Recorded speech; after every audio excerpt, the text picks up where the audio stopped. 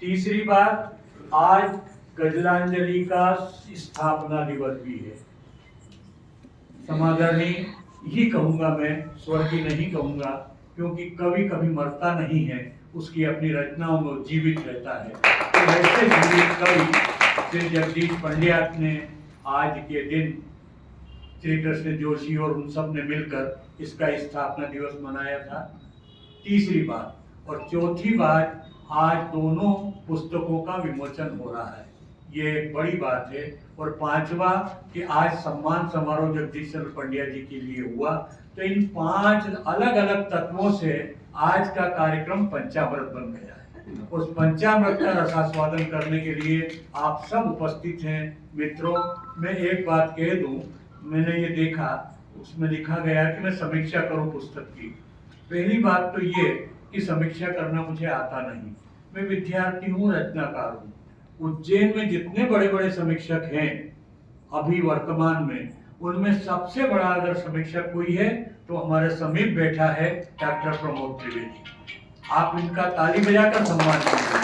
ये बहुत बड़े कवि भी हैं, बहुत बड़े कहानीकार भी हैं, बहुत बड़े उपन्यासकार भी हैं और बहुत बड़े समीक्षक भी हैं। इनकी आलोचना की अनेकानेक पुस्तकें रेखांकित हुई है।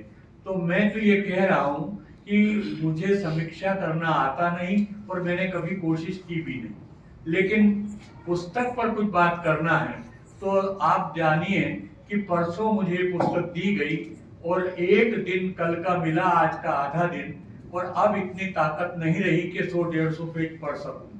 पहले जरूर 200-250 पेज एक दिन में पढ़ लेता था, लेकिन चूंकि कविता का विद्यार्थी हूँ तो मैंने इसके पन्ने जरूर पलटे हैं और उन पन्नों को पलटते हुए कहीं कहीं मैं आनंद से भर उठा हूँ और उन पंक्तियों को जिनसे मुझे आनंद हुआ है मैं आपके समक्ष रखना चाहता हूँ, शेयर करना चाहता हूँ कि इन पंक्तियों से मुझे आनंद मिला।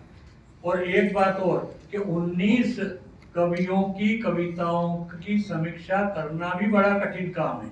एक कवि की आप कर लीजिए, 19 की कैसे करेंगे? तो मैं समीक्षा नहीं कर रहा हूँ। हमारे बीच श्री राम दवे भी उपस्थित हैं, उनको भी नाम का रेखांकन किया जाना चाहिए, रेखांकित करता हूँ।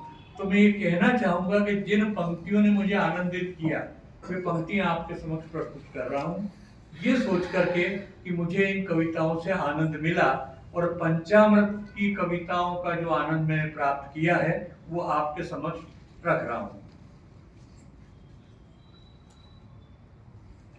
पंड्या जी की तो रचनाएं बहुत पढ़ी है, बहुत सुनी गई है, लेकिन अखिलेश चौरे जो हैं, ये कहना चाहिए कि जिनकी जिस कविता ने मुझे कहना चाहिए अच्छा लगा, उनकी गजल है, नया है दौर यह संवेदनाओं के अभावों का, नया है दौर यह संवेदनाओं के अभावों का, नए मूल्यों बदलती सोच और मानव स्वभावों का। ये पंक्तियां अच्छी लगी मुझे।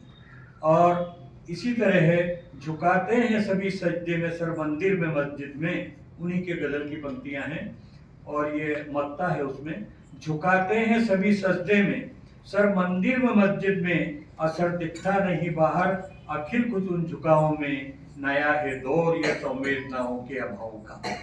उनकी पंक्तियां हैं। और उनके बाद आशीष